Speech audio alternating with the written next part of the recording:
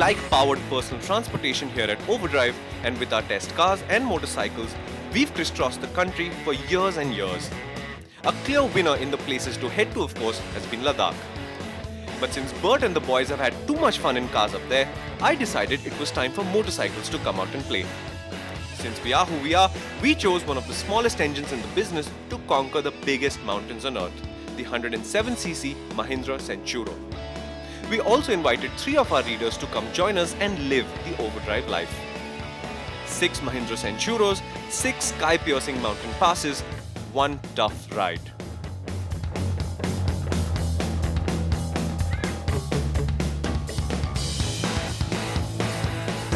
Welcome to the Rise Above ride, where we take the Mahindra Centuros up into the very high mountains. We're going to have a lot of fun. It's a 10-day ride, a long road ahead.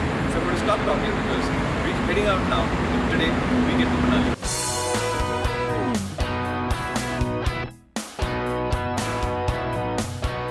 The ride from Chandigarh to Manali isn't for the faint of heart. The initial highway is narrow, undivided, and the traffic consists entirely of people who seem all headed, without exception, to the casualty ward of the nearest hospital. But we slice through this madness with speed and precision. The beginning of the mountain climb was disappointing to say the least, as the NH21 was shattered and desperately in need of a complete new do-over. Massive potholes, broken roads, traffic making direction changes to avoid both of these. Let's just say it was a very involving ride. 14 hours after we left the Park Plaza Hotel in Zirakpur, we reached our first destination. So far, so good. So far it was really very good. The road at times was not good, but the bike surprisingly performed well than expected, especially the front shockers. They absorbed the shock in the potholes. I thought it would become a little tiresome after a long distance, especially on a 100cc bike, because this is the first time that I'm on a long ride in a 100cc bike. But fortunately it didn't turn out to be what I thought. It will all be very tired and we'll go very slow, but we've kept our pace pretty okay, and I don't think so any of us is tired.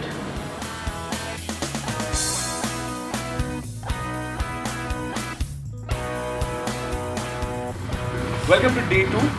It's a warm morning despite the way we are dressed. Many people here are going to cross the first high altitude pass of their lives, the Rohtang. It's not really that high a pass, but I like the idea that they're scared because I think it's a healthy attitude to have towards this problem. Enough talking, let's get riding.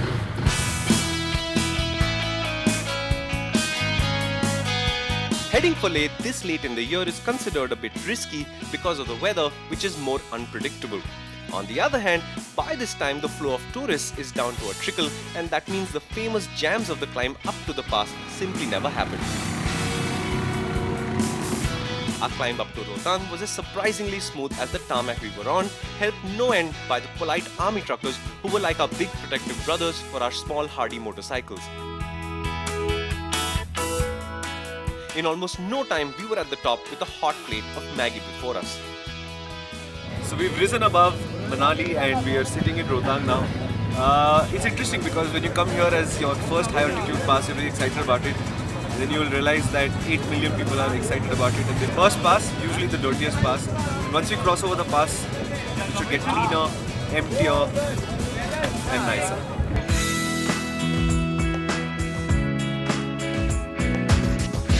The climb down was fun. The road was in good shape, even the dirt bits, and the Centuro felt tough and unlikely to break.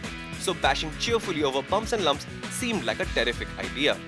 And even before the Rohtang Maggi had been digested, we'd made ourselves extremely comfortable at Sharmaji's Dhaba for a plate of his incredible meat rice. When you get to Koksar and you want really good food, whether it's meat rice or rajma rice, you come to Sharmaji's Dhaba. The sign on top says Kamring Dhaba, so don't get confused. And how often do we come here? Every sticker on this thing, or what was a sticker on this thing, is all Overdrive sticker. So that's an old Overdrive sticker, that's an old Overdrive sticker, that's an old Overdrive sticker. This is still readable. Mistake, that's of course one of ours. And since we're now living like Overdrive, I'm going to add one more. Apparently, people who turn up here peel these stickers off and add them to their motorcycles and carry on. So you have to replenish supplies here.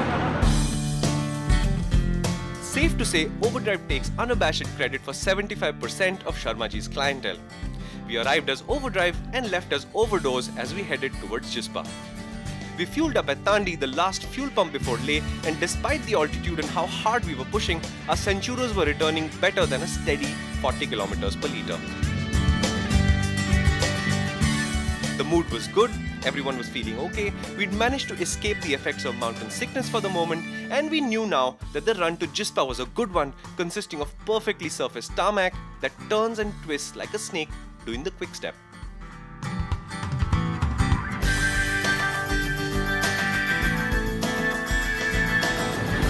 Good morning. It's day 3, 4 am. We're going to head out now. 225 kilometers lie ahead. 3 high altitude mountain passes. And as you can see from what's coming out of my mouth, apart from the words, it's pretty cold. But the most interesting thing is that somebody in our crew has a stupid watch with a sensor that told us last night the atmospheric pressure was falling. So while it's a clear sky up ahead right now, we're probably riding it well. When a 150 kilometer ride takes 8 hours, you start to get worried. Just a little bit. Because today, 220 kilometers lay before us, not to mention 3 difficult mountain passes. The first one was the brutal Baralachla, reputed to claim a few lives every year. Thankfully, the riders and the motorcycles managed to sail through and cross over to Bharatpur without incident. Next up were the magnificent plains of Sarchu and the spaghetti heap that is the Gata Loops. The loops set you up for the climb up to the Nakila Pass. Right after that, the Lachulungla Pass towers over us, and then that descent opens up the orange deserts of Pang. Pang is a tough gig. It's all dirt roads and the Centuros took epic punishment. When we stopped for lunch at Pang, all was not well. Our participants were suffering. The Centuros, being small capacity motorcycles, have low average speeds. That means it takes longer to climb, and it keeps riders at higher altitudes for a longer while, which is why 2 of our riders were down with AMS, and yeah, it was quite a challenge, overcoming that. This isn't my first trip to Ladakh. I have come to Ladakh before, but this time it was on the Mahindra Centuro, which was a bike ride. It was a lot of fun, but there were a few places where AMS hit me and I was down and out for quite a while. I thought, for the ride that I would be able to complete it without any problems, without any issues, but there were places where I was completely knocked out.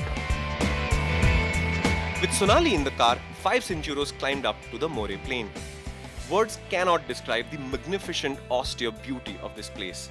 It's largely covered in scrub and extends away from you in every direction before meeting mountains of epic scale and color. With dusk approaching, the light had turned a bright orange and the gathering cold egged us on to make the most of this great road. The Centuros sang and soon we were at Debring near the end of the plain, from where we would take a short ride in the dirt to our camp for the night near the Sokar lake.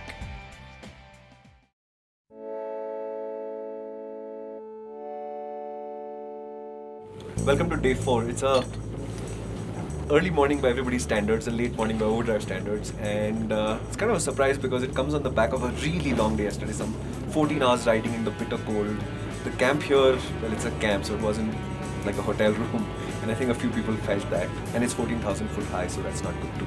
But it's a short ride today, just 3 hours into Leh, and after that everybody gets hot showers and a lot of stuff, including perhaps a chance to wash their bikes on a really cold morning. I'm looking forward to that.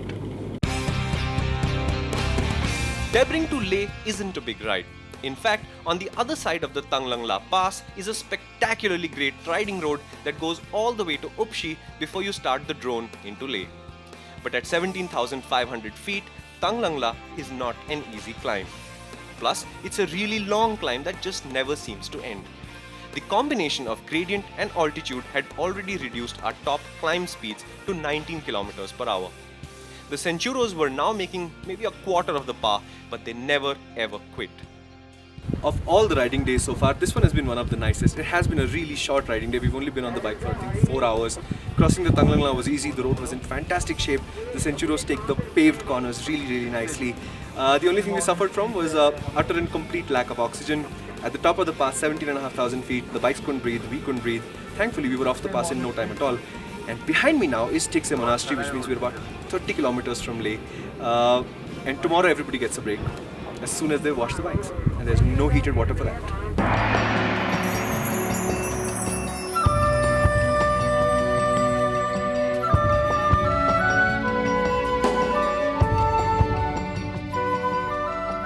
The city of Leh was once the capital of the Himalayan kingdom of Ladakh and a strategic pit stop on the trade route. For the people of the plains, it was this remote mystic land guarded by the colossal Himalayan mountains. The Border Roads Organization, or the BRO, took up the unenviable job of making Ladakh accessible, and such a good job they've done that Leh, a city that was untouched by modernization until recently, has now given in to the deceptive benefits of modern urbanization. It's a shame that our beloved Leh has already ceased to look like it did when we first saw it over a decade ago. It's still a small town full of lovely, helpful people, but that mystic charm is slowly going away.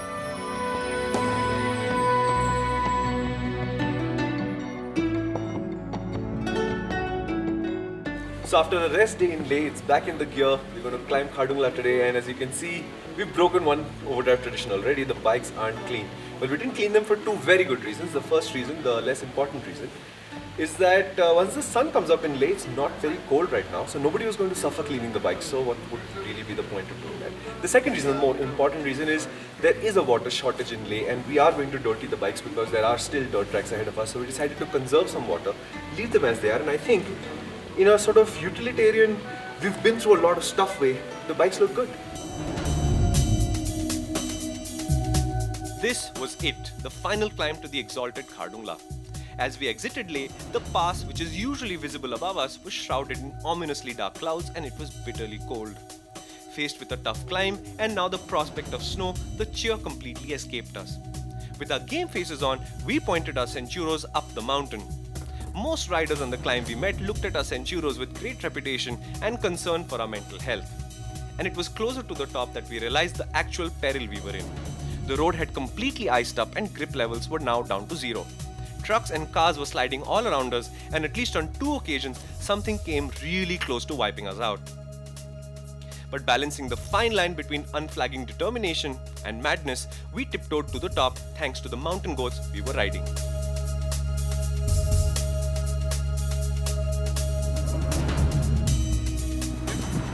So welcome to 18,000 plus feet at Khardungla, the highest portable pass in the world. The Centuros have made it on their own power. I'm really happy. It was tough going for the last few kilometers, but now that they've done it, we're really satisfied. All that remains is the downhill into Diskit for today. It's really high, breathing is difficult, but we're going to try and give a celebratory yay at 80,000 feet. So let's give it a shot, guys. 3, 2, 1, yay!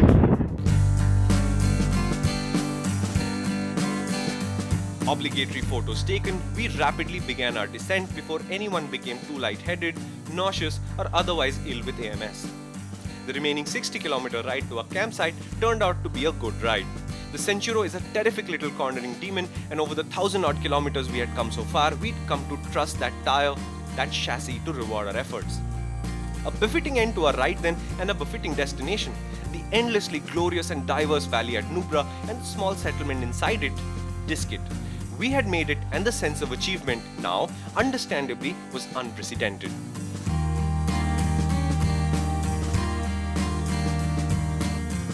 Unlike the usual trips I do in the mountains, this trip with Overdrive is not just a holiday. It's not even close to it. It's Overdrive readers being put through the grind, being made to do what the guys at Overdrive do, and it's been quite hard, even by my standards. Well, when I decided to come on the trip, I always heard about Ladakh and Leh and how it's, a life-changing ride. It's tough and it's fun and everything together, but I hadn't even seen pictures or, what it would be. And when I came, I was quite taken aback by, everything around, the mountains, the weather. It was tough. More than physically demanding, I think it was a lot to do with mental fitness in that sense, where you had to always be calm, composed, focused, because it was cold, it was dangerous, and a couple of riders who got sick around you, so you didn't know whether you would be next. So I think it changed me in the sense that I didn't know that I could do things that I did on this ride, which was really hard, but hard enough to come back and feel a sense of achievement, I would say. They told us that small motorcycles and big mountains should not mix, that the Rise Above ride was the product of an unhinged mind. Well, we had to find out for ourselves, didn't we? So we took these Mahindra Centuros, and I'm coming at you right now from the Nubra Valley, which is on the other side of Khardungla. The ride is over. 6 high-altitude mountain passes were conquered, including Khardungla, the highest one in the world. So small motorcycles and big mountains, well, they can mix. It's not easy. High altitudes and small engines, there's a lot of suffering involved. But we did get up all the mountain passes, and in the process, we discovered that the Centuro is actually a terrific handler. There's a lot of corners in Ladakh, and trust me, we've had a lot of fun taking this thing around all of those corners. But now, I'm going to leave you to enjoy the rest of the show, because now it's time for us to figure out how to get home. Because between here and home are 6 high-altitude mountain passes, including the highest one, and we're going to cross them on Mahindra Centuros.